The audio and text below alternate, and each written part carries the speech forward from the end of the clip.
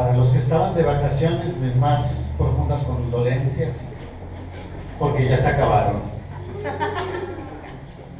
Y mañana regresan a la triste realidad. Para los que somos como cualquier mortal, fue una semana normal.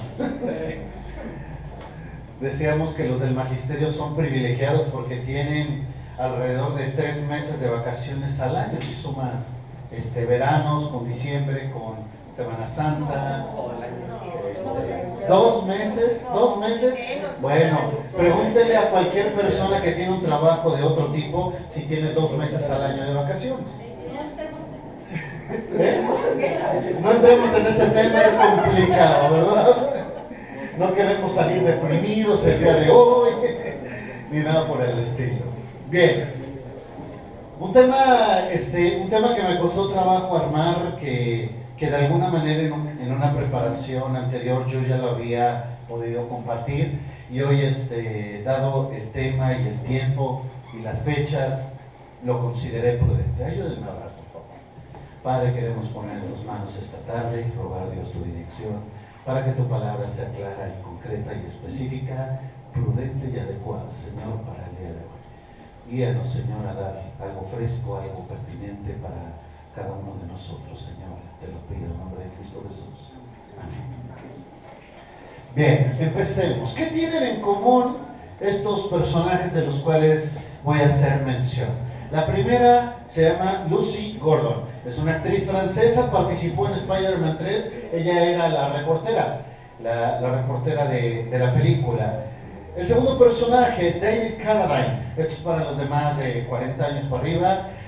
Más de 40 años de carrera artística, conocido por su participación en la serie de Kung Fu, en la película Kill Bill. Algunos de ustedes recuerdan tal vez a este personaje. Bueno, otro también es un personaje muy conocido, Whitney Houston, actriz, compositora y productora estadounidense. Se dice que es hasta el día de hoy la artista más galardonada de todos los tiempos. Quien no recuerda la película El guardaespaldas, ¿verdad?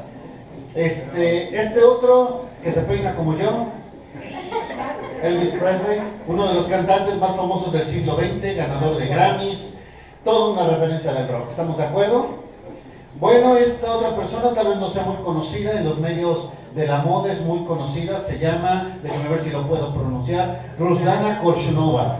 Es una modelo muy famosa, agencias de Londres, de Milán, de Nueva York y de París se le están peleando para que modele sus prendas. Ella es originaria de Kazajistán. Otro, Kurt Cobain, cantante y compositor del grupo Nirvana. Ya con eso no tengo que decir mucho.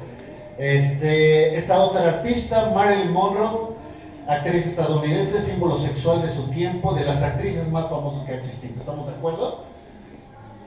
Y termino la lista con este personaje, Heath Ledger. Es un actor australiano, 25 años de carrera artística. Entre sus películas están 10 cosas que odio de ti, El Patriota y por supuesto el personaje más enigmático. Él era el Guasón en Batman, el Caballero de la Noche. Muy bien.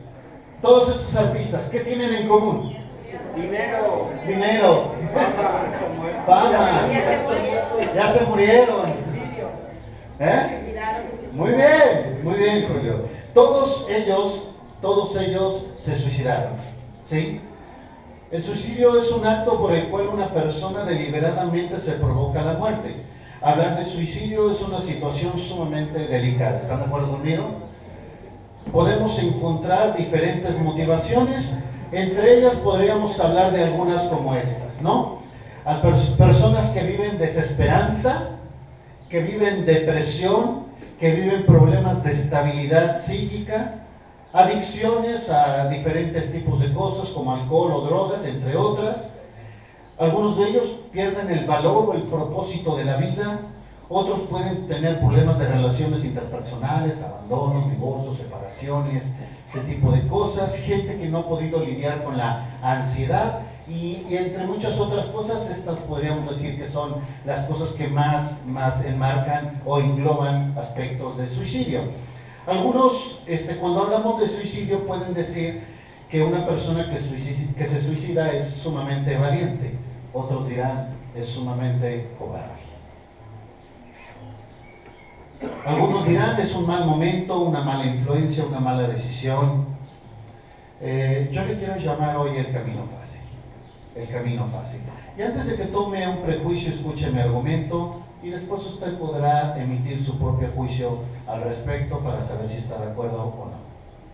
Una pregunta importante: ¿todas las personas que se suicidan no estarán viviendo cosas como estas? Es altamente probable que sí. Y la pregunta es, ¿solo ellos viven estas cosas? ¿Acaso no está usted y yo luchando con alguna de ellas, tal vez? Tal vez alguno de nosotros estamos luchando con depresión, tal vez con desesperanza, tal vez con una lucha de identidad, tiempos, problemas difíciles, luchamos con los propósitos de vida, tal vez alguno de nosotros está luchando con algún tipo de adicción, está experimentando ansiedad. Esta es la realidad. Muchos pasamos por este tipo de cosas. Si somos honestos, cada uno de nosotros hemos luchado cuando menos con alguno de estos síntomas.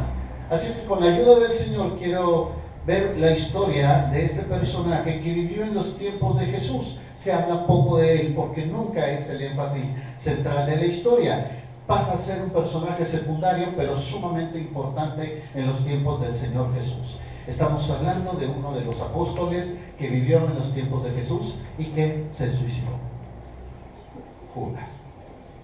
Así que vayan conmigo por favor a Juan capítulo 6. Vamos a estar en los evangelios dando vueltas entre ellos, porque hay varias referencias a las cuales quiero hacer.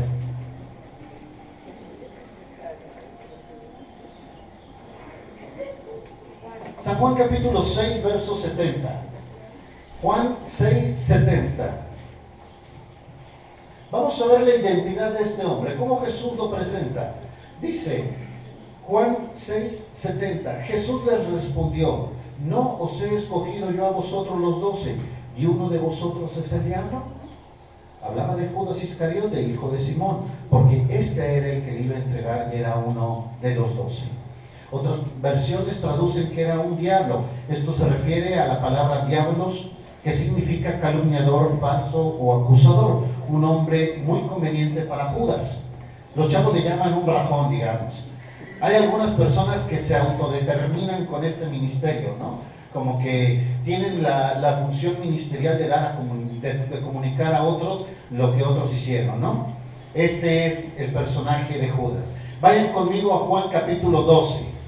Juan capítulo 12, verso 1. Juan 12, 1. Aquí es donde vamos a ver un poquito dónde estaba su corazón de Judas mucho antes del tiempo de la entrega del Señor y la venta del Señor. Dice así Juan 12, 1. 6 días antes de la Pascua vino Jesús a Betania, donde estaba Lázaro, el que había estado muerto, y quien había resucitado de los muertos. E hicieron allí una cena. Marta servía, y Lázaro era uno de los que estaban sentados a la mesa con él. Entonces María tomó una libra de perfume de nardo puro, de mucho precio, y ungió los pies de Jesús, y los enjugó con sus cabellos, y la casa se llenó de olor del perfume. Esta escena la conocemos fuertemente, pero vean en el verso 4. Y dijo uno de sus discípulos, Judas Iscariote, hijo de Simón, el que le había de entregar. Ve el verso 5. ¿Por qué no fue este perfume vendido por 300 denarios y dado a los pobres? Pero dijo esto no porque se cuidara de los pobres, sino porque era ladrón, y teniendo la bolsa sustraía lo que se echaba en ella. Algunas referencias importantes aquí. Dice que este perfume era tan caro que podría haber sido vendido por 300 días de salario mínimo. ¿A cómo está el salario mínimo el día de hoy? Vamos a cerrarlo a 80 pesos. Unos 300 días de salario mínimo. 24,000. 24,000. Carito el perfume, ¿no? María derramó sobre los pies del Señor Jesús un perfume de 24,000 pesos. Transición a precio actual. Y lo que dijo Judas: ¡chin! Mejor lo hubiéramos vendido por 300 denarios, por 24,000 pesos, y de esa lana me mocho una tacadita para vivir. Dice el verso 5. Dijo esto no porque se cuidara de los pobres, sino porque era ladrón, y teniendo la bolsa sustraía lo que se echaba en ella. Un tremendo testimonio de adoración por parte de María. Estaba la situación memorable, sin embargo echa a perder Judas con este comentario, tratando de ser piadoso, tratando de quedar bien. El tesorero de los apóstoles que robaba dinero destinado específicamente para el ministerio. Y aquí vemos dos cosas por aprender. Cuando decimos cosas solo por quedar bien, pero que nuestro corazón está lejos de eso, y cuando le robamos al Señor de los recursos que le pertenecen a Él. No es un mensaje para hablar del diezmo, solamente tome el principio de lo que representa para usted. Cuando habla de más, solo por impactar, por quedar bien, porque es lo que la gente quiere escuchar, o porque robamos de los recursos del Señor. Las acciones y palabras muestran lo que existe en el corazón de este hombre, y esto nos abre la puerta para entender la motivación posterior de su actuar. Vean conmigo Lucas 22, por favor. Lucas 22, 3.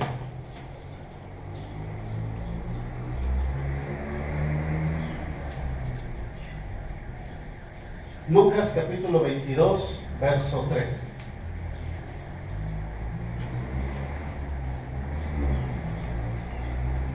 Dice así: y entró Satanás en Judas por sobrenombre Iscariote, el cual era uno del número de los 12, y este fue y habló con los principales sacerdotes y con los jefes de la guardia de cómo se lo entregaría. Ellos se alegraron y convinieron en darle dinero, y él se comprometió y buscaba una oportunidad para entregárselo a espaldas del pueblo.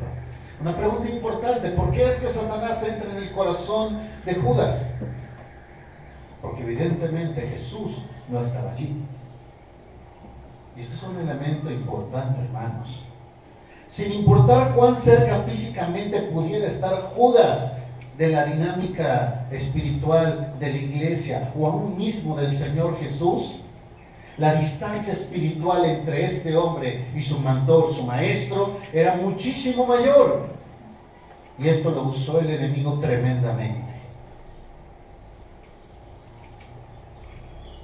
Para usted y para mí, ¿qué tan lejos está su corazón del Señor? No estoy hablando de si viene o no a la iglesia, no estoy hablando si está o no en un ministerio, no estoy diciendo si usted es fiel o no a la dinámica eclesiástica. Lo que estoy diciendo es qué tan cerca está su corazón del mentor, del maestro. Porque posiblemente, creo que no había alguien tan cercano a Jesús que los apóstoles, y el corazón de Judas estaba sumamente lejos.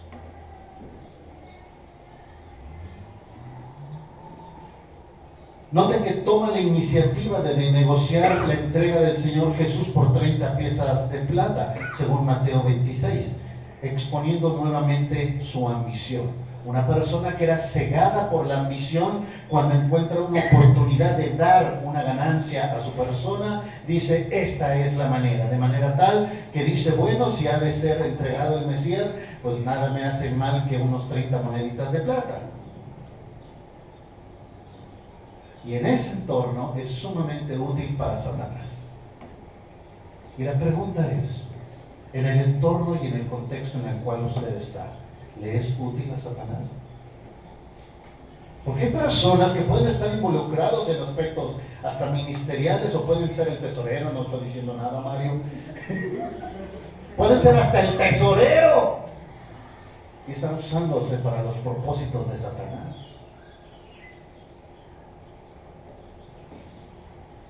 Vayan conmigo a Juan capítulo 13.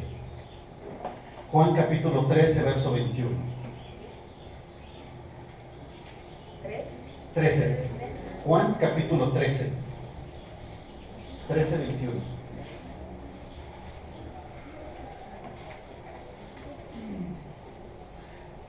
Dice así: habiendo dicho Jesús esto, se conmovió en espíritu y declaró y dijo: de cierto os digo que uno de vosotros me va a entregar. Entonces los discípulos se miraban unos a otros, dudando de quién hablaba. Y uno de sus discípulos, al cual Jesús amaba, estaba recostado al lado de Jesús. A este pues hizo señas Simón Pedro para que preguntase quién era aquel de quien hablaba. Entonces, recostado cerca del pecho de Jesús, le dijo: Señor, ¿quién es? Respondió Jesús: a quien yo diere el pan mojado, aquel es. Y mojando el pan lo dio a Judas Iscariote, hijo de Simón. Y después del bocado, Satanás entró en él. Entonces Jesús le dijo: lo que vas a hacer, hazlo más pronto. Quiero resaltar de este pasaje algunos aspectos. Primero, Jesús sabía las intenciones y maquinaciones de Judas. Yo no sé por qué pensamos que podemos engañar a Dios y que nos podemos esconder de su presencia. El segundo elemento que vemos aquí es que no detiene a Judas. No solamente sabe, sino que también le lava los pies, cena en el mismo plato con él y después le dice: ve, córrele a traicionar. Esto me impacta el corazón del Señor. Platicaba con unos hermanos en esta semana y les decía: ¿cómo puedes ser una persona que sabes que te va a traicionar y antes de que vaya a hacerlo y que sabes que lo va a hacer, le lavas los pies y cenas en el plato con él? Y después le dices: voy a traicionar.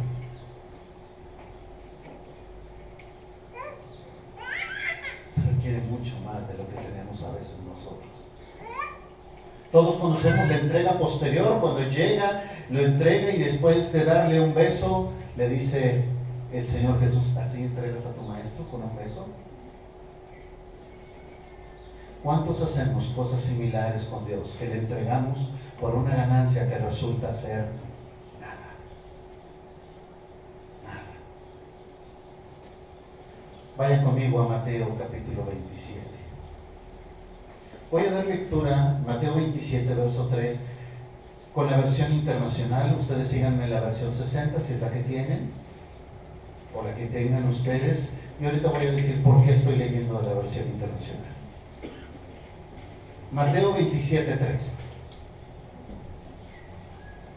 Dice así: cuando Judas, el que lo había traicionado, vio que habían condenado a Jesús, sintió remordimiento y devolvió las 30 monedas de plata a los jefes de los sacerdotes y a los ancianos. He pecado, dijo, porque he entregado sangre inocente.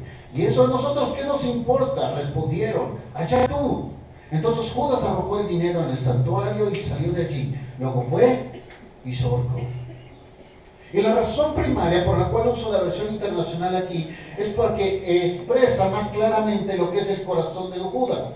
Le llama a la palabra de lo que sintió en su corazón remordimiento. La Biblia de las Américas usa la misma traducción. La versión 60 utiliza la palabra arrepentimiento.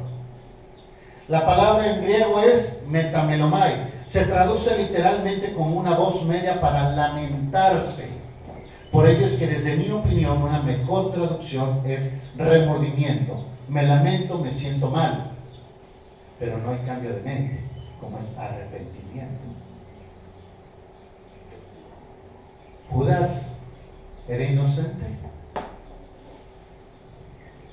Tengo que hacer esta pregunta. ¿Por qué? Porque hay muchas referencias que dan por hecho que Judas es un hombre inocente. Hay muchos círculos que están promoviendo la inocencia de este hombre. Hay libros como el que se llama Judas el calumniado, o las 3 versiones de Judas, películas como La última tentación de Cristo o el texto gnóstico del Evangelio de Judas proponen esta teoría.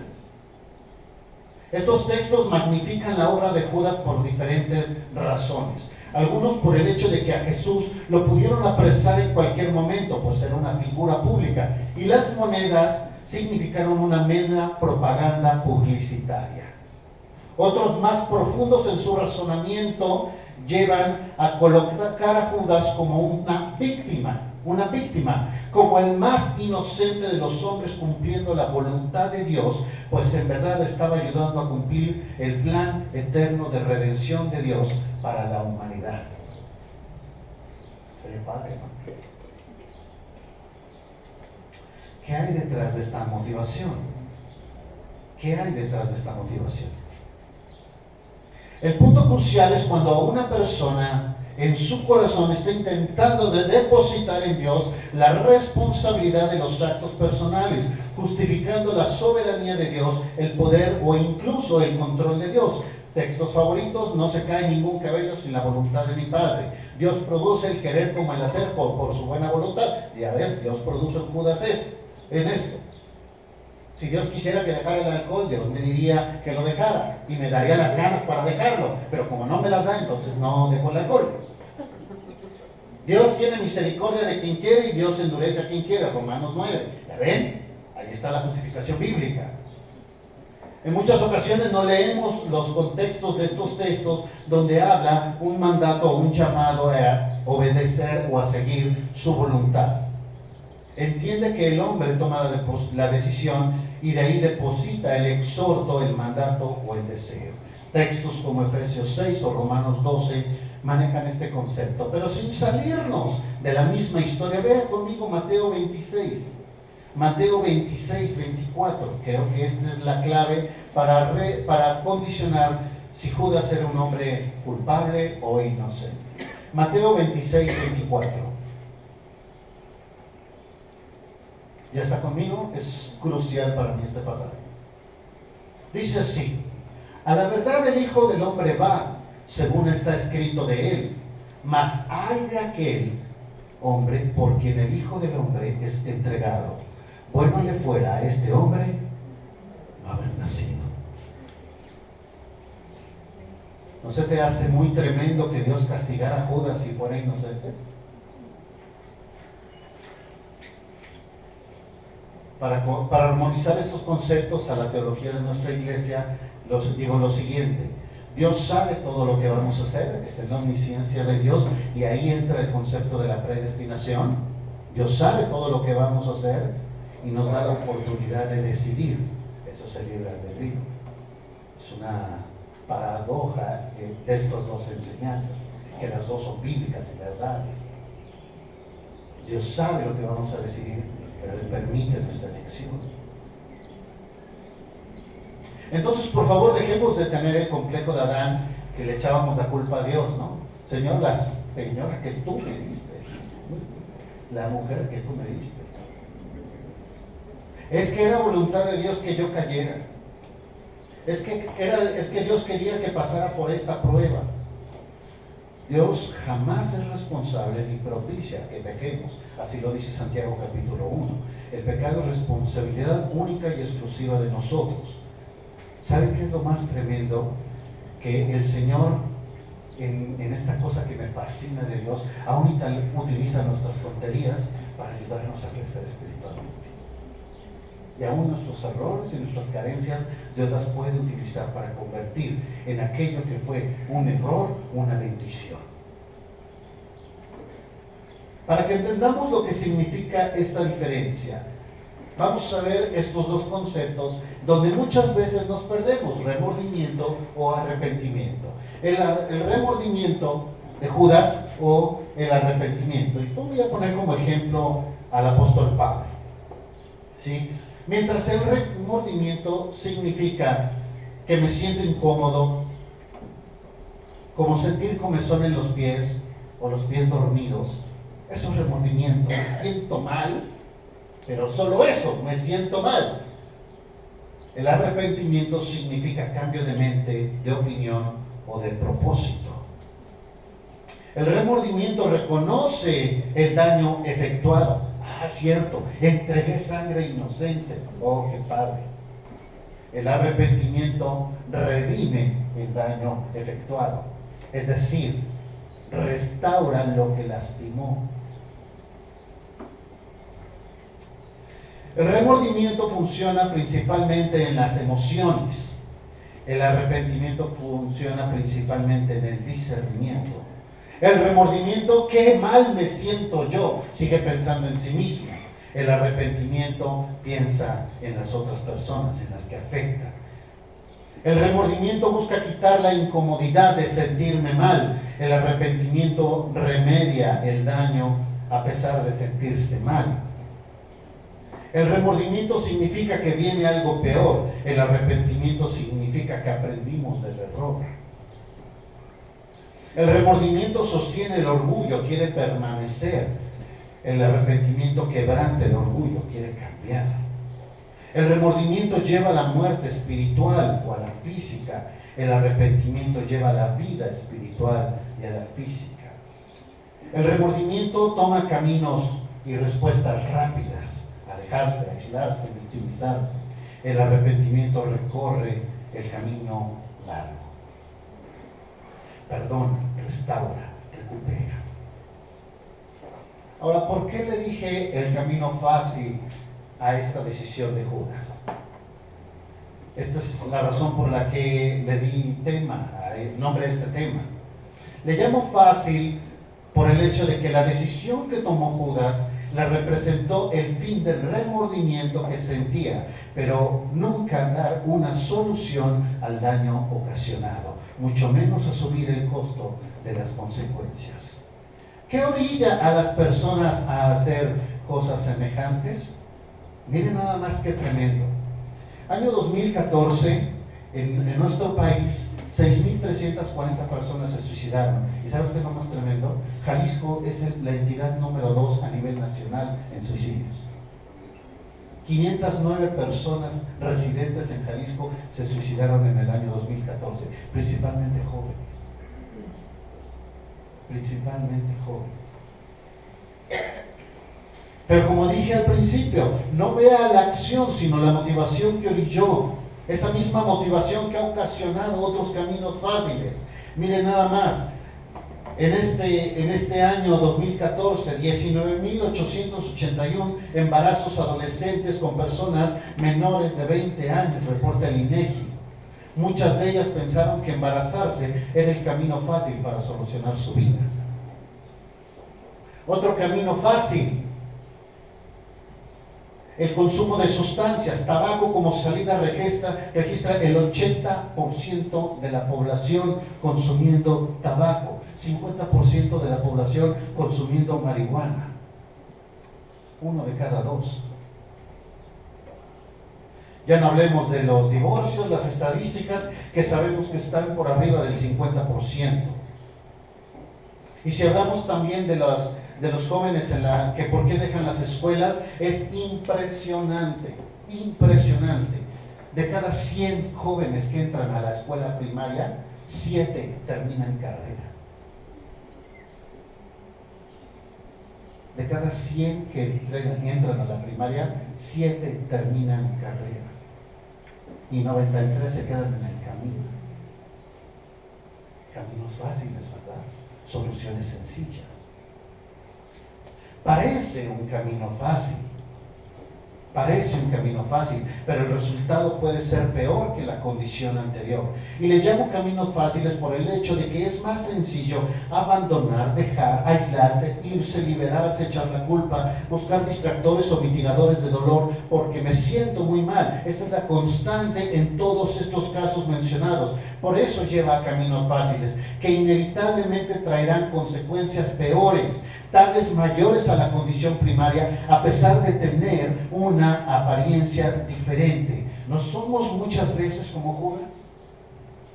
Lo fácil es cambiar de una amistad una vez que me han lastimado. Lo difícil es restaurar la relación, perdonar y llevar la relación hasta el punto de intimar mucho más allá por el logro efectuado.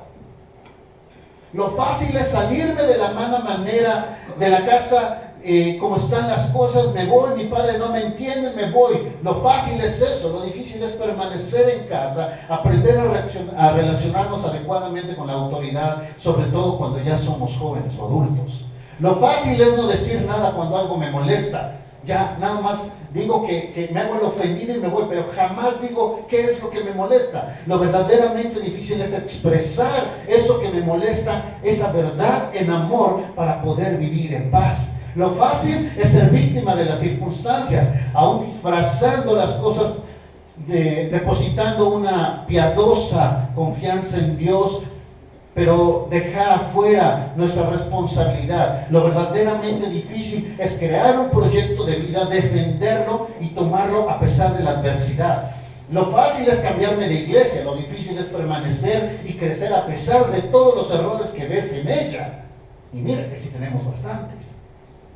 Lo fácil es echarle la culpa a cualquier persona por el hecho de no poder prepararme, estudiar o capacitarme. Lo difícil es tomar la iniciativa con recursos que tengo, explotarlos y con toda seriedad hacer un compromiso, pero primeramente conmigo mismo. Lo fácil es estar en mi zona de confort, delegando a otros responsabilidad. Lo difícil es ser responsable contigo mismo. Lo fácil es dejar el ministerio, excusando cualquier situación. Lo difícil es comprometerse a ser íntegro en la casa, en el trabajo, para no ser un tropiezo en el ministerio. Lo fácil es cerrar mi corazón y no amar. Lo difícil es estar dispuesto a que te lastimen, como lo hicieron con Jesús. Lo fácil es practicarse un aborto. Lo difícil es cambiar tu vida para dar una nueva esperanza a esa vida que tienes en tu vientre. Lo fácil es poner unas monedas sobre el sobre y decir, ya ofrendé. Lo verdaderamente difícil es ser un mayordomo de nuestros bienes. Lo fácil es conformarse al mundo. Lo difícil es permanecer en integridad. Lo fácil es dejarse llevar por las emociones descontroladas. Lo difícil es restaurar a aquellas personas que he lastimado con mis palabras y mis acciones. Lo fácil es el enamoramiento, la pasión, los noviazgos. Lo difícil es respetar a esta persona que tienes frente a ti como Dios lo enseña. El camino fácil es dejar a la pareja para estar bien. Lo verdaderamente difícil es pagar el costo de restaurar un matrimonio después de haber dañado. Conozco parejas que dicen, yo no le voy a platicar a nadie mi problema, y entonces le platican a las personas su divorcio, porque no pudieron platicar su problema. Lo fácil es no hacer nada y suponer que las cosas se van a arreglar solas. Buena excusa. El tiempo lo cura todo. Eso es una mentira total. El tiempo no lo cura. Lo difícil es comprometerse con un verdadero cambio de actitudes para mejorar las relaciones. ¿Por qué digo que son caminos fáciles? Porque en muchas ocasiones pensamos que son soluciones. Pensamos que son soluciones, pero son todo lo contrario. Son todo lo contrario.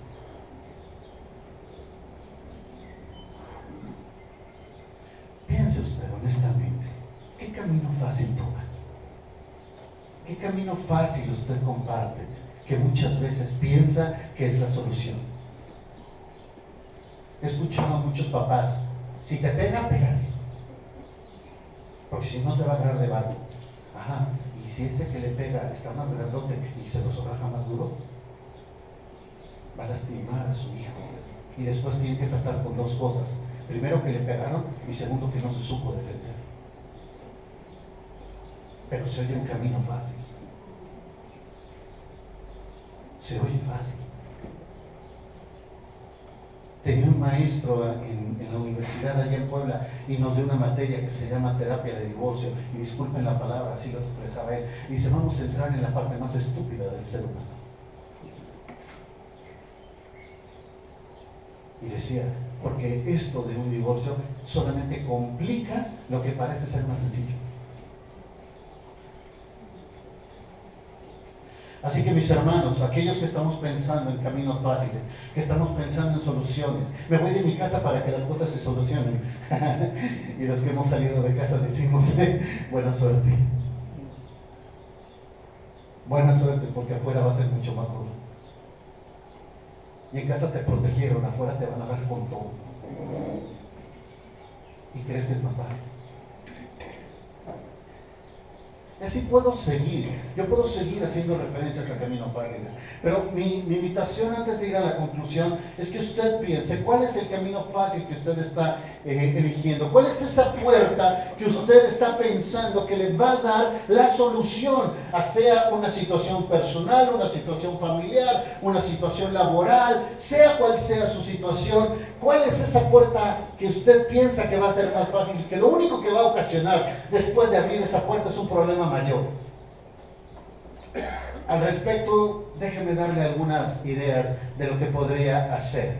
Es decir, aquellas personas que están batallando ya con estas situaciones, o que incluso ya abrieron esas puertas y hoy mismo están atrapados ante la situación. Y tienes esas 30 monedas de plata en tus manos y no sabes qué vas a hacer con ellas. Pero ¿sabes qué? De nada sirve que las avientes, porque como quiera vas a ir a la horca.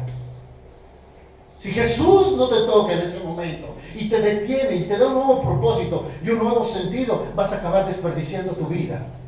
Sea en ese momento, en una decisión arbitraria, o sea, desperdiciando tu vida poco a poco el resto de lo que queda.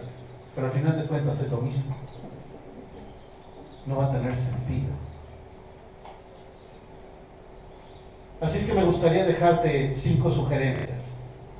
Primero, recuerda, no estás solo.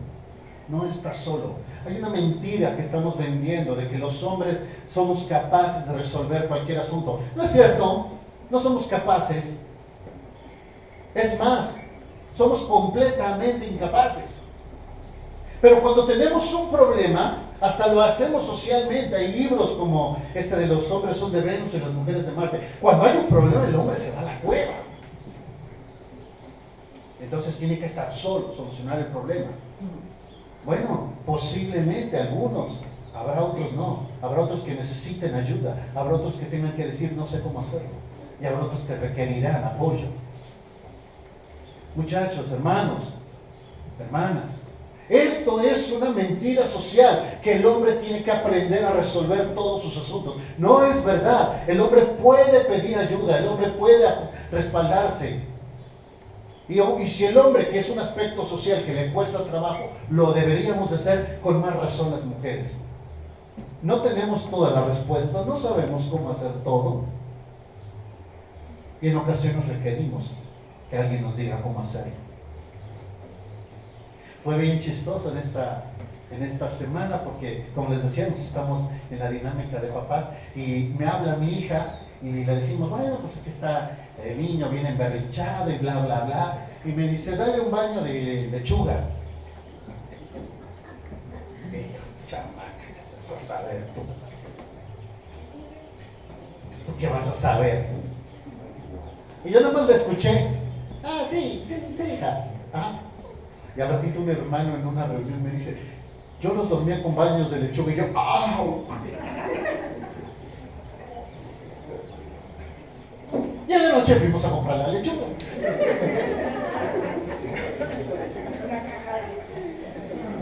Qué cosas, ¿verdad?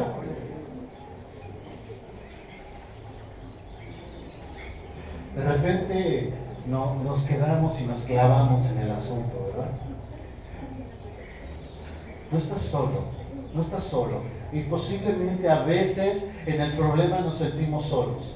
Pero el asunto es, no estás solo. ¿Te imaginas que en ese momento Judas hubiera regresado con los apóstoles y les hubiera dicho, ¿saben qué? Cometí el error más grave de mi vida, pero aquí estoy con ustedes. ¿Ustedes creen que hubieran actuado malamente los apóstoles?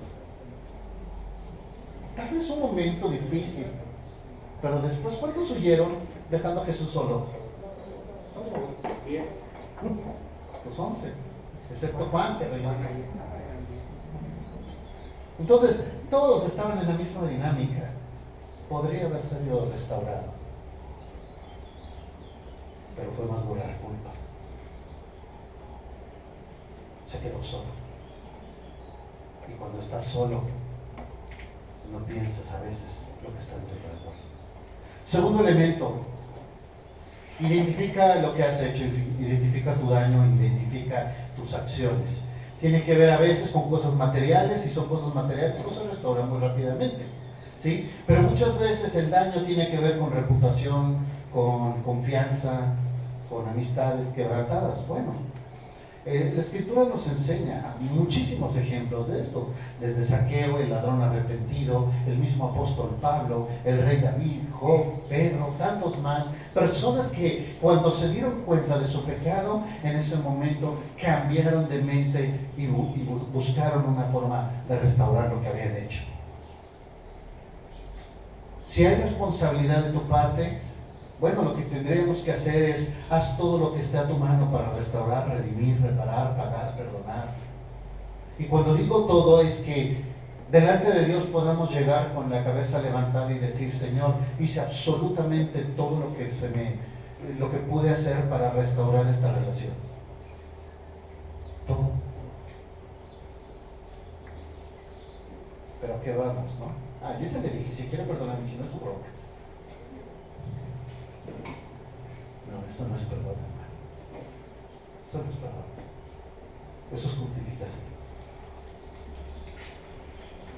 Haz absolutamente todo lo que puedas hacer y después deja de eso en las manos de Dios.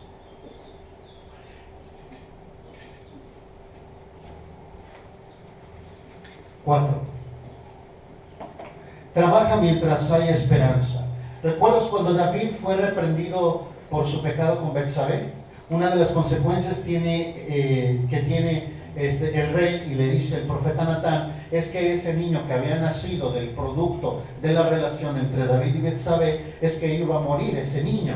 Y entonces le dice Natán a David, ese niño va a morir. Y después entra esta situación donde el rey entra en un profundo ayuno y mientras el niño está enfermo. Y dice en 2 Samuel 12, dice, entonces cuando ese niño fallece, la gente no quería acercarse a David. Y entonces David voltea y ve y pregunta, ¿ha fallecido el niño? Y le dicen sus soldados, ha muerto. Dice el texto, entonces David se levantó, se lavó, se ungió, cambió sus ropas, entró a la casa de Jehová y adoró. Después vino a su casa y pidió y le pusieron pan y comió. Y le dijeron sus siervos, ¿qué es esto que has hecho? Por el niño viviendo aún ayunabas y llorabas, pero muerto él, te levantas y comes pan. Y él responde, viviendo aún el niño, yo ayunaba y lloraba diciendo, ¿quién sabe si Dios tendrá compasión de mí y vivirá el niño? Mas ahora que ha muerto, ¿para qué he de ayudar? ¿Podré hacerle volver? Yo voy a él no volverá a mí.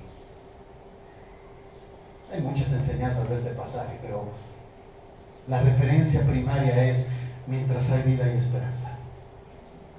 Y mientras hay vida, tenemos la opción de restaurar. Después ya no. Hay esperanza porque hay vida. Así que, ¿estás vivo? Si no, no estarías aquí. Entonces hay esperanza. Tienes la oportunidad. Y mientras tengas la oportunidad, es una opción de trabajar en eso. Después ya. Así que tenemos esperanza porque hay vida. 5. Y con esto termino. Si después de todo esto, después de hacer todo esto, tienes culpa en tu corazón, entonces te invito a que reflexiones acerca de la percepción del tamaño de Dios que tienes. ¿Por qué? Porque a veces nosotros con nuestras acciones estamos diciendo que la sangre de Cristo no es completa y totalmente suficiente para perdonar y sanar nuestro pecado. Estamos diciendo que nuestro daño es mayor a la capacidad de Dios para redimirnos, lo cual no es verdad. Dios nos perdona. El problema es, ¿nos perdonamos? Porque hay algunos que estamos viviendo con culpas. Con culpas. Ya hemos hablado de las consecuencias, pero esto no tiene que ver con eso. Tiene que ver con seguir tu vida. Digo esto con mucho cuidado. Si solo usamos el último punto sin usar los primeros 4, entonces hablamos de una conciencia cauterizada. Estamos buscando una forma de justificar nuestro pecado. Pero si hacemos este ciclo con los 5 elementos, entonces podríamos evitar daños posteriores. Podríamos evitar tomar caminos fáciles. Caminos que eventualmente nos van a llevar a situaciones más terribles y más difíciles de afrontar. Si usted como yo ha tomado decisiones equivocadas y está pensando en caminos fáciles, le invito a que reflexione en esto. Deténgase antes de que sea demasiado tarde. Antes de que el Señor solamente pueda llorar con usted. Deténgase, aún es tiempo. Hay vida, hay esperanza. Un tema pertinente para tocar al final de una semana donde celebramos la vida. Un personaje difícil e incomprendido, pero que se parece tanto a nosotros, el apóstol Judas. Siempre lo vemos como un demonio. Creo que es más como David, que muchos otros de los apóstoles. Vamos a orar. Tú sabes, Señor, lo que está en nuestro corazón. A ti no te podemos engañar. Tú sabes, Padre, si estamos tomando caminos fáciles en nuestra vida. Estamos pensando en acortar el camino, tomar el atajo, buscar la solución sencilla. Tú sabes, Señor, si estamos tratando de mitigar dolor para que no sea tan complicado. Y Señor, tú nos enseñas a través de este personaje cómo esos caminos, más que ayudar, pueden llevar a la muerte. Padre bendito, detén esta situación en nuestras vidas, para que ninguno de nosotros pueda vivir consecuencias terribles. No solo hablamos de atentar con nuestra propia vida, estamos hablando de tomar decisiones que aparentemente son soluciones, pero que llevan a cosas peores. Señor, tú sabes lo que pasa, no te engañamos. Y aún así, nos dejas participar de tu cena, limpias nuestros pies y nos dices adelante. Padre, ayúdanos. Deténnos antes de que sea demasiado tarde. Permítenos regresar, permítenos buscar ayuda, permítenos reflexionar, permítenos tomar un momento para hacernos responsables, permítenos redimir el daño. Permítenos, Señor, permanecer en el área de seguridad. Te lo pedimos por Cristo Jesús.